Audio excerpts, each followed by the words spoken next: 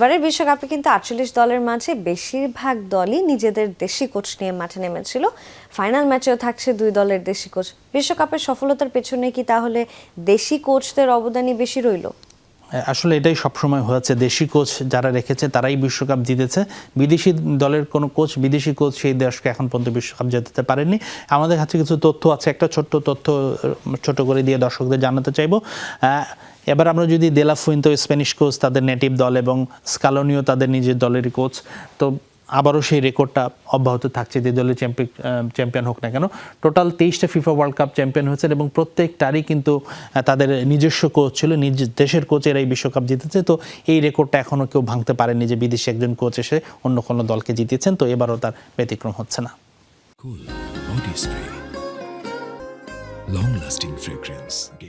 তবে আসলে কোন দেশি কোচের জয় হচ্ছে সেটা জানতে তো আমাদের কিছুক্ষণ আরো অপেক্ষা করতে হবে, আরো একদিন।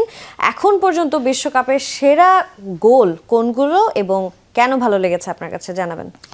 বিশ্বকাপ যেহেতু শেষ মুহূর্তে, এখন এই বিষয়গুলো নিয়ে কিন্তু আলোচনায় আসবে যে আসলে কোন গোলটা সেরা, কোন গোলটা মানে সেরা নয়, অনেক কিছু নিয়ে আলোচনা হবে। এখানে ব্যক্তিগত পছন্দ অপছন্দ থাকবে। আমি যদি আমার পছন্দ বলি, আমি যদি বলবো কেপ ভার্দের যেই ফুটবলারটা আর্জেন্টিনার বিপক্ষে একটা গোল করেছিলেন, আমার কাছে এটা বিশ্বকাপের ওয়ান অফ দ্য বেস্ট গোল এখন পর্যন্ত, আমি যদি ফিনিশিংয়ের বিচারে দেখি। তবে আরও অনেক অ্যাসপেক্টস আছে।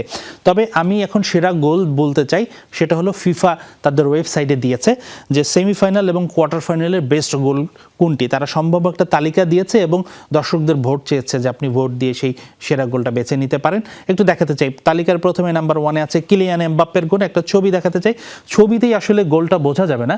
কিলিয়ান এমবাপ্পে মরক্কোর বিপক্ষে একদম লেফট সাইড দিয়ে ডি বক্সে ঢুকেছিলেন এবং সামনের জটলাটা দেখুন, তার সামনে আসলে 4 জন ফুটবলার, তিনি দারুণভাবে ডান পা বাম পায়ে একটু স্পেস করে নিয়ে দারুণ গোলটি করেছিলেন। যারা আরেকটু পরিষ্কার ধারণা পেতে চান, আমার মনে হয় ইউটিউবে সার্চ দিয়ে আপনারা দেখতে পারেন। আমরা আসলে কপিরাইট ইস্যুর কারণে অনেক কিছুই দেখাতে পারবো না। দ্বিতীয় যেই গোলটা ফিফা রেখেছে সেরা গোলের নির্বাচনের ক্ষেত্রে, সেটি একটু দেখাতে চাই।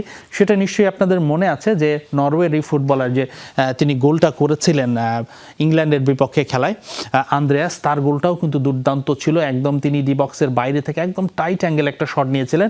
আমি বিভিন্ন সাইডে দেখানোর চেষ্টা করেছি, তার উপরের ছবিগুলোতে আপনারা খেয়াল করছেন কিনা, একদম কর্নারে ছিলেন এবং তার শট এবং গোলকিপারের ড্রাইভ দুর্দান্ত একটা গোল ছিল। তো এটা রাখা হয়েছে 2 নম্বরে, এটাকে আপনারা চয়েস করতে পারেন। পরের গোলটা যদি আমরা দেখাতে চাই যে কোনটা রাখা হয়েছে, পরের গোলটা জুড বেলিংহামের যে গোলটা, এই একই ম্যাচের ঘটনা। প্রথমে নরওয়ে এগিয়ে নিয়েছিল, পরবর্তীতে জুড বেলিংহাম একটা গোল করেছিলেন। আমার পুরো আক্রমণটার কথাই মনে আছে, হ্যারি কেইন অলমোস্ট মাঠ থেকে একটা থ্রু পাস দিয়েছিলেন এবং সেই থ্রু পাসটা খুব দুর্দান্ত রানে বেলিংহাম ডি বক্সে ঢুকে পড়েছিলেন এবং তারপর দারুণ একটা ফিনিশিংয়ে গোলটা করেছিলেন। তো সেটাও সেরা গোলের লিস্টে আছে। অবশ্যই আবারও মনে করে দিচ্ছি, এটা কোয়ার্টার ফাইনাল এবং সেমিফাইনালে, যদিও এই গোলের বিল্ড আপে স্পাইডার ক্যামের তারে বলটা লেগেছিল কিনা সেটা নিয়ে কিন্তু বিতর্ক ছিল। পরের যে সম্ভাব্য বেস্ট গোলের কথা বলা হচ্ছে সেটা একটু দেখে, সেটা হচ্ছে হুলিয়ান আলভারেসের যে গোলটা হয়েছিল সুইজারল্যান্ডের বিপক্ষে, সেটাও দুর্দান্ত ছিল। আসলে এই দুই ছবিতেই আসলে অ্যাঙ্গেলটা ভালোভাবে বোঝানো যাচ্ছে না, কিন্তু সেটাও ডি বক্সের বাম প্রান্ত থেকে ছিল এবং বেশ লম্বা, প্রায় 30 মিটারের কাছাকাছি একটা গোল ছিল। তো এটাও ওয়ান অফ দ্য বেস্ট গোল অবশ্যই।